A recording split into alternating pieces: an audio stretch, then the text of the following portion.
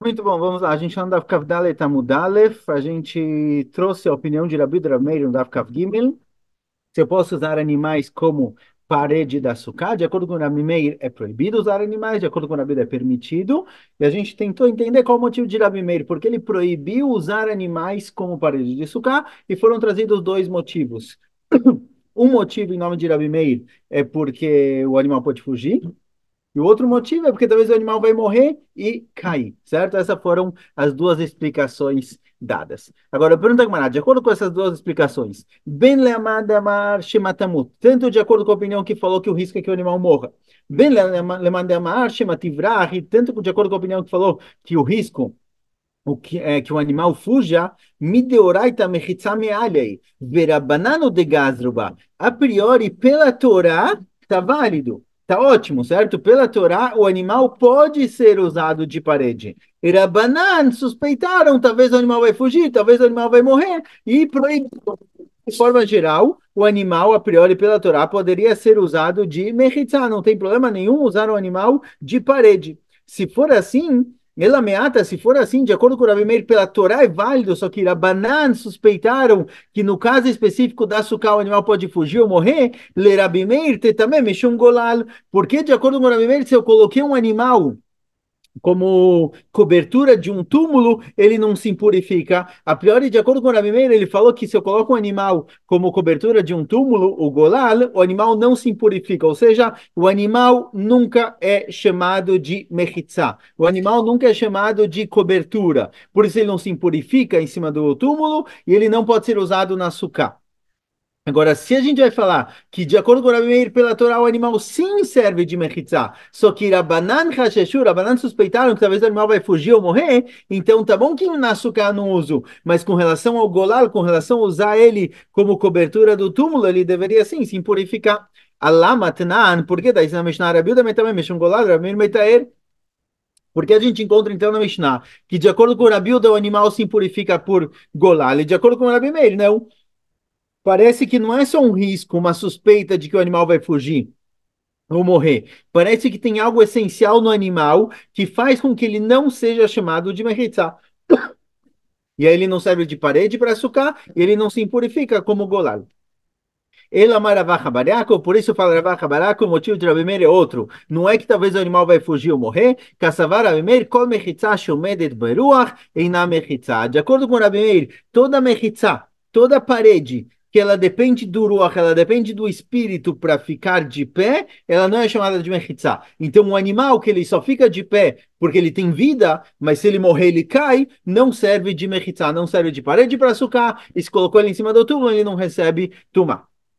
Certo? A priori, pensando na situação atual, de acordo com o Rameir, seria proibido, por exemplo, fazer uma parede de açúcar de balões. Se eu encher de balões e os balões estão lá inteiros por causa do ruach, por causa do vento, do ar que tem dentro deles, esses balões não serviriam de parede. E Kadeamne tem quem diga, Maravacha Barial, que o Kassavar Meir, kol mechitza shinasu yabide adam ina mechitza. Tem quem diga que o motivo de Rabi Meir não é porque o med beruach, não é porque o animal ele depende do espírito para estar de pé, e sim porque, de acordo com a América, uma mechitza só é válida se ela foi construída por uma pessoa. Uma mechitza que está lá de pé porque o animal está lá parado, certo? Não depende do ser humano, não foi a pessoa que colocou o animal de pé. Eu talvez deveria ir para lá, mas o animal está lá de pé sozinho, isso daqui não serve de mechitza.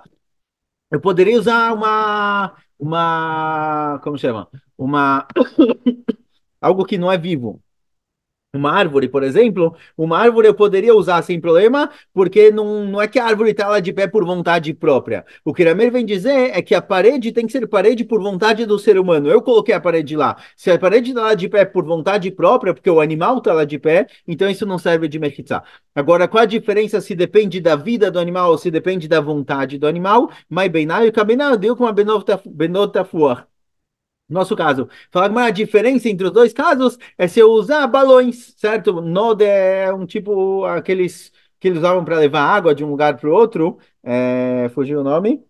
Eles colocavam água, um negócio de couro que eles colocavam água, dava para soprar e colocar ar dentro. Então seriam nossos balões de hoje em dia. Se alguém fizer uma parede feita de balões, lemanda uma mechitza, de acordo com a opinião que falou, que uma mechitza, uma parede que está de pé baseada em ar, baseada no espírito do animal, no ar, Areomed Baruach.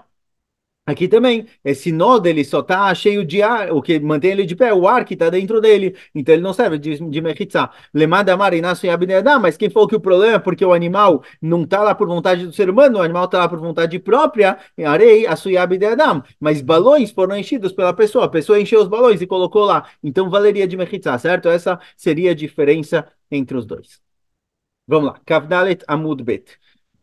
É, agora, na continuação, a gente tem um pouco de ping-pong, porque a gente vai ter uma opinião que vai perguntando para outra, certo? A Gemara vai trazer um passuk para tentar entender uma opinião e vai sempre perguntando e como a outra opinião explica esse passuk. Então, às vezes, pode ser um pouquinho confuso. Vamos tentar fazer devagar. Tentar ver o passuk inteiro primeiro, depois a gente segue em frente. Amarmar, a gente vai trazer algo que foi trazido na Braita lá atrás para lidar com isso agora. Antes a gente falou da opinião de Rabi e Rabi Meir, foi o nosso foco. Agora a gente vai tentar entender Rabi Yossi.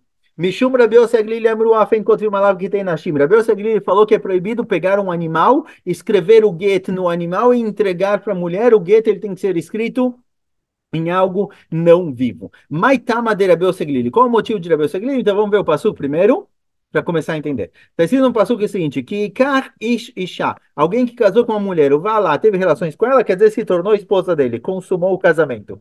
Veia Imlotim Tzachen Benav, se por algum motivo ele decidiu que ele não quer casar mais com ela, ela não achou graças aos seus olhos, que Matzabaer Vadavar, porque tem alguma coisa errada lá, teve alguma situação errada no casamento, tem discussão como explicar esse passo, vamos deixar de lado. Vechatavla sefer kritut venatan beadav veshilcham beito. Está escrito vechatavla, ele precisa escrever para ela sefer kritut, um livro que corta entre os dois e manda ela embora. Isso daqui é o get que aparece na Torá. Agora, qual é o motivo de Rabi Yossi que eu não posso escrever um get no animal? Então fala que está escrito o seguinte na Braita, Tânia, Sefer, no passuco está escrito que eu preciso usar um Sefer, um livro, certo? Então a priori parece que o get tem que ser escrito em um pergaminho.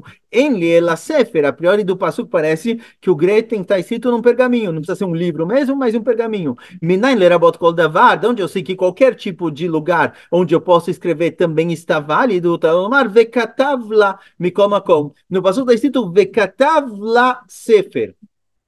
Certo? A linguagem Vekatav lá vem dizer, olha, escreve para ela. Sefer, a priori, é só um exemplo. Sefer serve, mas qualquer outra coisa que serve, qualquer outro lugar onde dá para escrever, serve para servir, serve de quê? Desculpa.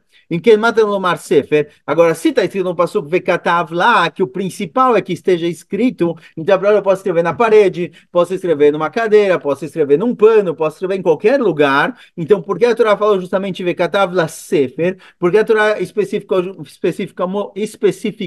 justamente o pergaminho. Lomar lechama sefer davar shen boro achaim veino ochel, afko davar shen boro achaim veino ochel. Entende, Rebbe Seglil? Isso que a Torá falou, sefer é para te excluir coisas que têm vida e são alimentos. A palavra sefer, que é pergaminho, vem dizer, olha, você pode escrever em qualquer lugar, com a condição de que tenha certas especificações que a gente encontra no livro. Quais especificações a gente tem especificamente no pergaminho? Especificamente, então, ceder?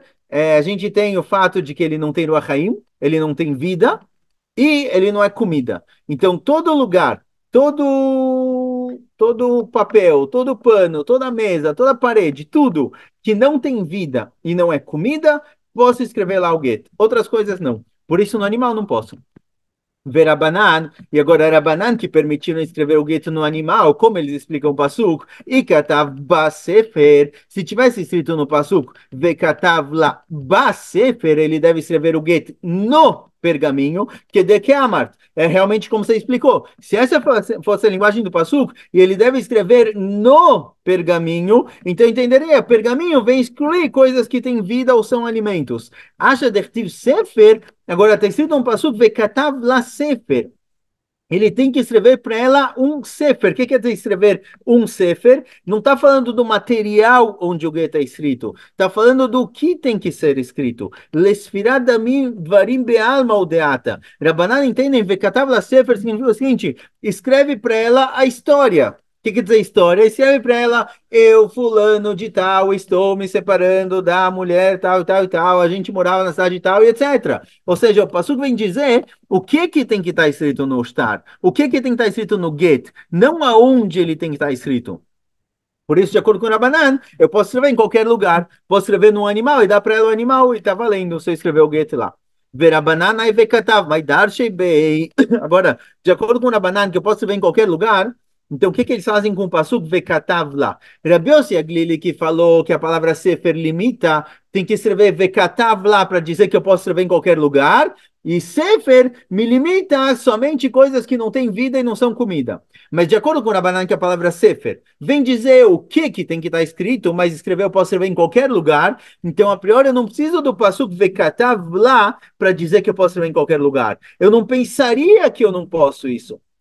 Então, a palavra vekatav lá, que está escrito no pasuk, a priori está sobrando. Maidar, Shebei, o que eles fazem com o pasuk vekatav lá? Então, explica a Gemara, Almi Baileu, de acordo com a Rabanan, para que serve o pasuk? Bektivá mitgareshet, veiná mitgareshet bekesef. Vem dizer que girushin, que divorciar a mulher, só pode ser feito com escrita, com um shtar, com um get escrito, e não dinheiro. Não adianta eu dar dinheiro para a mulher e falar, olha, você tá megureshet, vai embora.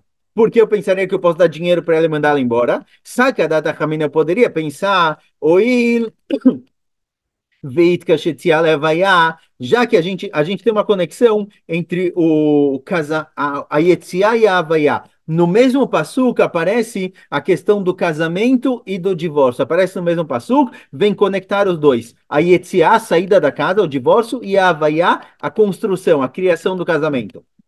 Então eu poderia pensar o seguinte: já que o passo conectou o casamento com o divórcio, do mesmo jeito que no casamento, o casamento é feito através de dinheiro, certo? Ele dá para ela um anel, dá para ela dinheiro e falar, eu poderia pensar que também ele pode dar dinheiro para ela e falar, você está divorciada, Kamash do Pasuk, Vekatav lá, precisa ser escrito, precisa ser um texto. Se ele não escrever um texto, não dá para legaresh. A única forma de divorciar é com um get. Verabeu Seglili na lei. Agora, Rabeu Seglili concorda com esse din, concorda com o fato de que o girushin, o divórcio, tem que ser feito com um get. A pergunta é, de onde ele sabe isso? Porque ele usou o vekatav lá para ensinar que você pode escrever em qualquer lugar. Então, o Rabanan que usar a palavra vekatav para dizer que o get tem que ser escrito e não com dinheiro, tá ótimo. Mas Rabeu Seglili que já usou a palavra vekatav para dizer que pode escrever em qualquer lugar, de onde ele aprende essa alahá? Que tem que ser com um get e não dito, mi sefer kritut nafkalei. Sefer cortar vem da vara cortar. Da palavra sefer kritut vem dizer que a kritut, o corte, certo? A separação é através de um sefer, através de algo escrito, um pergaminho, e não outra coisa, e não dinheiro. Veida Hirabanan, que aprenderam de Vekatav, que o get tem que ser escrito, o que eles fazem com o Sefer Kritut? Almibale davara koret beinole beiná. Rabanan falaram, por que está ensinando o passuco Sefer Kritut? Para te ensinar que na hora que ele vai legaresh, que ele vai divorciar a esposa, tem que ser um divórcio que corta completamente entre os dois. Se ainda sobra alguma conexão entre eles, alguma dependência entre eles, o get não está válido. O que detalhe, como está escrito na Braita, Areis Egiter se ele fala, olha, eu estou te dando o get, pode pegar, está divorciada, mas com a condição de que você nunca beba vinho. Ou, por exemplo,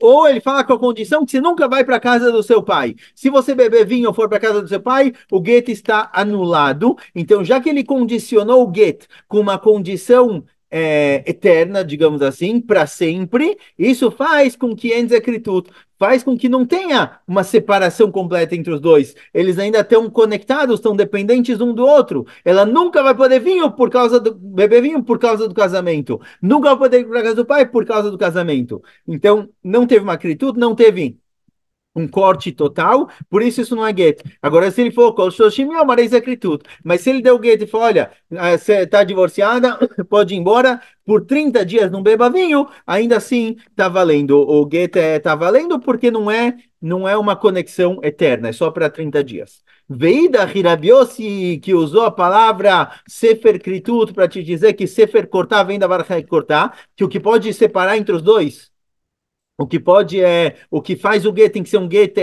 pode ser, tem que ser um livro e não outra coisa. Da onde ele aprende que o get tem que ser algo que corta completamente? Mikaret kritut nafka. Ele aprendeu do que está escrito no Pasuk, Sefer Kritut. Em vez de escrever Sefer Karet, a Torá falou Sefer Kritut, para te ensinar duas coisas. Sefer Karet te ensina que o get tem que ser escrito. Sefer Kritut te ensina que tem que ser um corte completo e não continue nenhuma conexão entre os dois. Então, a mesma coisa que Rabanan aprenderam da palavra kritut, Rabeus aprende da diferença entre caret e kritut. Beida caret kritut lodarshei, e Rabanan falou, não, caret e kritut é a mesma coisa. Então, essa parte da Drashá de Rabeus Glili, eles não têm. Certo? A priori, de forma geral, Rabanan e Rabeus Glili concordam de forma geral na maioria das coisas. A pergunta de onde do Pasuk especificamente eles tiram cada uma das alahot, a única diferença entre eles é com relação a onde eu posso escrever o get. De acordo com o Rabeus Glili, o get só pode ser escrito em um material que não é nem vivo e nem alimento, então não posso escrever numa comida o get e dar para a mulher, não posso escrever num animal o get e dar para a mulher, e de acordo com o Rabanan, não, escreve o get onde você quiser, tá valendo. Vamos lá, próxima Mishnah. Ao ser sucatou bem na ilanot, venot, fanot, lá, ksherá. Alguém que faz açúcar dele entre árvores, ele foi lá no meio da floresta, achou um lugar onde tinham muitas árvores uma do lado da outra, colocou os rach em cima, tá kasher.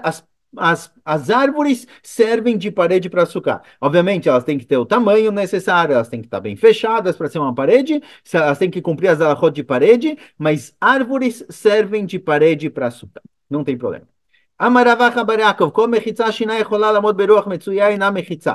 Fala Rav Acha bar Yaakov, se eu tiver uma mechitza, se eu tiver uma parede que ela mexe com o vento, ela não consegue ficar de pé.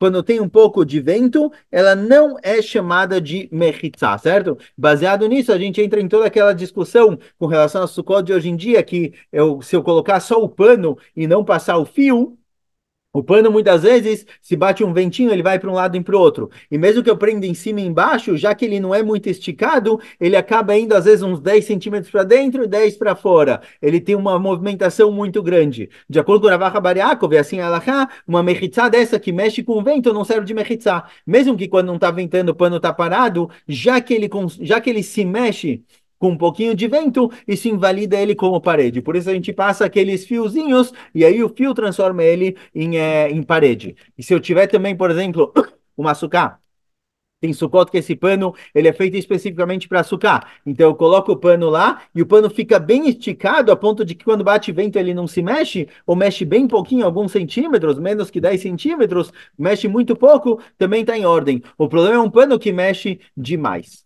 Tenan, pergunta agora o seguinte: ao sexto catou bem está dito na nossa Mishnah que alguém que usa árvores de parede para açúcar dele está em ordem, certo? A priori a nossa Mishnah. Certo, eu tive um problema aqui, o Zoom caiu no meio. Vamos voltar para onde a gente estava. Rav Acha bar Yaakov disse que toda mechitzá que não fica de pé sozinha, ela não é mechitzá. E aí pergunta a Gemara, olha, na nossa Mishnah está escrito que se eu usar árvores como parede de açúcar, está em ordem. E Lichorá, a priori, a nossa Mishnah não diferenciou entre árvores com troncos grandes, que são árvores pesadas, que elas aguentam vento, e arbustos ou qualquer plantinha, certo? Então pergunta a Gemara, vê a casa, e vê a olha, a priori eu posso estar colocando lá árvores que não são muito firmes, não são muito duras, e mesmo assim elas servem de parede para açúcar. Responde Agmará, Achabemaskina Bekashin. Não, aqui está tratando árvores firmes, certo? Árvores com troncos largos. Assim, Ravacha bar Yaakov vai explicar na nossa Mishnah. Ou seja, Ravacha bar Yaakov, ele sabe que Alaha é, assim ele tem tradição de que Alaha é, que toda mechitzá que anda com vento não serve de mechitzá. A nossa Mishnah disse que eu posso usar árvores de parede. Explica Ravacha bar Yaakov, a nossa Mishnah está se tratando de árvores que são mais duras, mais grossas.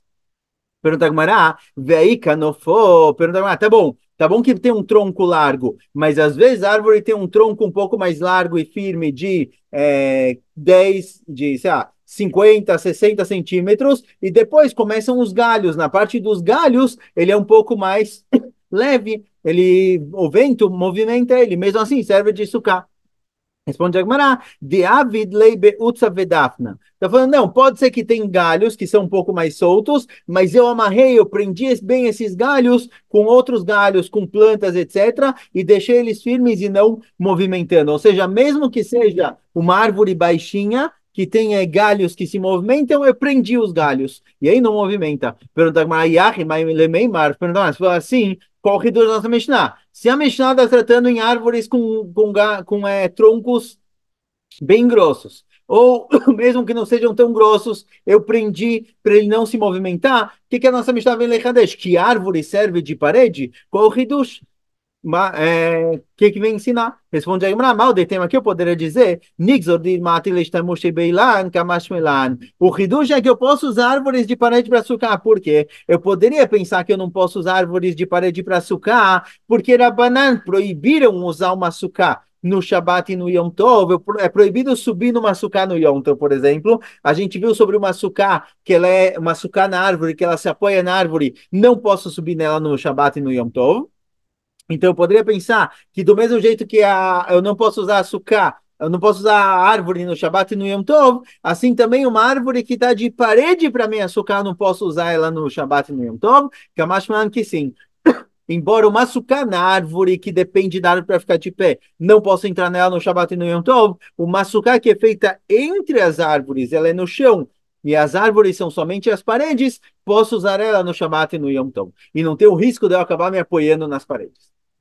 Tashma, vamos procurar outro lugar para ver se realmente o Kiravach Bariakov disse que toda a parede que se movimenta não serve de parede. Vamos ver se isso combina com o que a gente encontra em outras fontes. Ayasha Milano Gader, o Mechitzata Kanim, Nidon Mishum Diumad. Foi dito que se em volta do poço, a gente falou que tem um tipo de mechitzá que se faz em volta do poço para poder tirar água do poço para fora. Se tem, em vez de colocar 4 mechitzó dos 4 cantos, se em um desses 4 cantos eu tenho uma árvore, ou tenho uma grade de alguma casa, ou qualquer gradezinha feita de madeira, já serve como um dos 4. Não preciso colocar lá mais um. Então, quando eu vou colocar as minhas 4 de uma são 4 biombos em volta do meu poço. Se em um desses lugares já tem uma árvore, já tem gadeira, alguma grade, não preciso colocar um biombo lá. E a priori lá também, árvore, qualquer tipo de árvore, parece que é mesmo uma árvore que se movimenta. Responde Agmarata, não, não, lá está tratando de árvores também, ou árvores grossas, ou árvores que eu prendi elas bem, para elas não se movimentarem. Tashma, vamos trazer outra fonte. E lá na Mesecha Laaretz, se eu tenho uma árvore enorme, muito, muito grande e alta, que os galhos dela chegam até o chão, certo? São árvores com galhos muito compridos, que eles acabam chegando até o chão em torno do tronco da árvore, e aí fica um espaço lá dentro fechado. Se os galhos da árvore chegam até o chão, e aí eles fecham tudo em volta do tronco, aquela área entre o tronco e o galho é chamado de Reshuta Yachid, é chamado de propriedade particular, eu posso carregar lá no Shabat e no Yom Tov, certo? Porque os próprios galhos da árvore servem de mechitzá, fechando aquela área.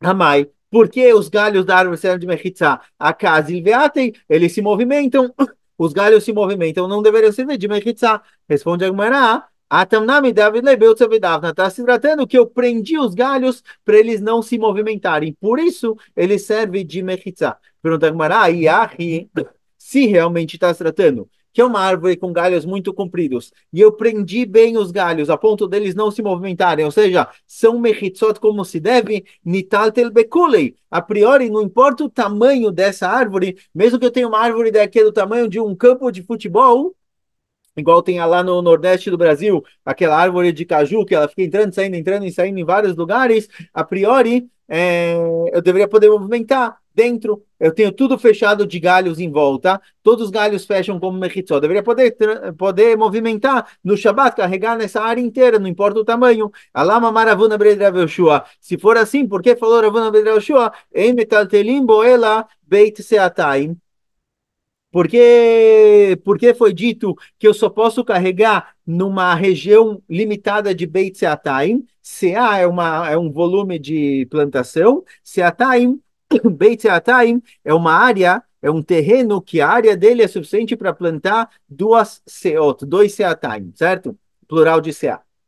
Então, foi dito que quando eu tenho uma árvore desse tipo com galhos em volta, eu posso carregar lá dentro, mas limitado a um espaço. Eu não posso carregar isso embaixo de toda a árvore. Agora, se os galhos da árvore formam mechitzot, formam paredes completas, como se deve, deveria poder carregar em qualquer lugar. Responde Agmará, Mishum deave dirash tash mishel avir, vechol dirash tash mishel avir, mentatini boed aseatain. Fala, aqui o problema é o seguinte, o problema não são as paredes. As paredes estão ótimas. Se eu prendi os galhos para eles ficarem firmes e não balançarem no vento, são paredes ótimas. O problema é que a permissão de movimentar no Reshut Yahid, a permissão de carregar no Reshut Yahid, ou seja, a permissão de movimentar e carregar coisas em um lugar que ele é fechado de todos os lados, é só quando ele é fechado de todos os lados para moradia. Aqui embaixo da árvore não é para moradia. Tá bom que é fechado de todos os lados, porque tem galhos de todos os lados, mas não foi feito para moradia, foi feito naturalmente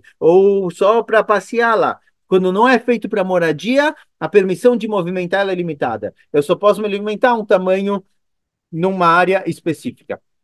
Diferente de um condomínio, por exemplo, um condomínio que é feito para moradia, não importa o tamanho dele, ele pode ser tamanho de uma cidade inteira, posso movimentar em todo lugar. Mas uma dirache entas Leavir, dirache das Leavir, um lugar que ele foi construído, foi cercado só para usar a área aberta e não como moradia, é limitado para Seataim. Então o problema não são as paredes, o problema é a função do lugar.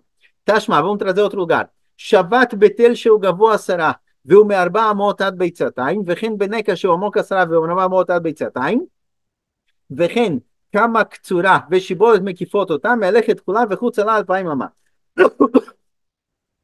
Atrás da Gemara, outra braita. Aparece na braita o seguinte: se com relação ao Tchum, alguém que está viajando, por exemplo, e começa Shabat, ele só pode andar 4 amot. Se ele não fixou o lugar onde ele vai passar o Shabat, ele só pode andar 4 amot para cada lado. Agora, se ele estiver num lugar que é chamado de Reshut Yahid, um lugar que ele é uma propriedade por si só, pode passear lá o quanto quiser. Por exemplo, a gente tem o din de Alpay Mamá, o din de 2.000 amot. Eu posso andar para fora da cidade 2.000 amot. Qual o tamanho da cidade? Não faz diferença. Tudo que faz parte da cidade é chamado de cidade. Eu tenho para fora da cidade 2.000 amot, independente do tamanho da cidade. Agora, se eu não escolhi um lugar específico para ficar, eu estava no meio do deserto e começou o Shabat, eu posso andar só 4 amot para cada lado. Porém, se eu tiver, por exemplo, aqui ele traz uma opção, Shavat Betel Shogavo Asara Ve'umerba Mota Ad Beitzatayim. Se eu tiver em cima de uma montanhazinha, então eu tenho o deserto inteiro, que é tudo no mesmo plano, tudo nivelado, e tem uma montanhazinha que ela tem 10 tfachim, pelo menos 10 tfachim de altura, e entre 4 amot e Beit Zatay, não vamos entrar aqui nos tamanhos específicos, mas o ponto é o seguinte, se tem uma altura de 10 tfachim, a altura de 10 tfachim é como se fosse um muro. Isso faz com que essa área, essa região onde eu estou começando o Shabat, é como se ela fosse cercada por um muro. Então o fato de ter 10 tfachim de altura, mesmo que é tudo preenchido por terra, porque eu estou andando em cima, é como se eu tivesse um muro de 10 fahim. Ou se eu tiver realmente um buraco que tem entre 4 amot e Beit Zatayim, não importa aqui o tamanho, e ele tem um buraco de altura de 10 fahim, então está tudo cercado, isso daqui é como se fosse a minha cidade. Ou se, por exemplo,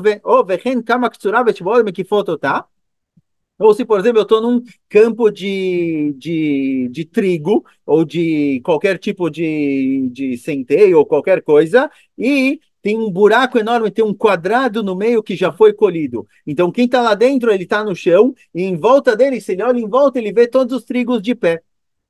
Esses trigos, eles têm 10 fahim, eles servem de parede para a pessoa, e aí aquele lugar onde ele se encontra é o Reshut Yahid, onde ele está começando o Shabat, e ele pode andar 2.000 amot para todos os lados, certo? De qualquer jeito a gente vê que trigos que estão de pé, certo? Uma plantação de trigo, o trigo é considerado mechitzá, e o trigo ele balança de um lado para o outro. A gente vê que o trigo, mesmo que ele se movimenta, ele é chamado de mechitzá. Responde a Gemara, Tanam de Avid Leibeu Tzavedafna. Fala, Gemara, não, aqui também está tratando que a pessoa prendeu esse trigo. Alguém que quer passar Shabat em um lugar, ele está cercado por trigo, ele quer definir esses trigos como mechitzá, como as paredes em volta dele, ele tem que prender esses trigos para eles ficarem firmes e não movimentarem no vento. Mas se os trigos se movimentam com o vento, eles não são chamados de parede. Então, Ravach Barakov conseguiu explicar todas as braitot para não discordar da opinião que ele disse, que uma mechitzá shinal mendet baruach, uma mechitzá que ela se movimenta com o vento, ela não é chamada de mechitzá.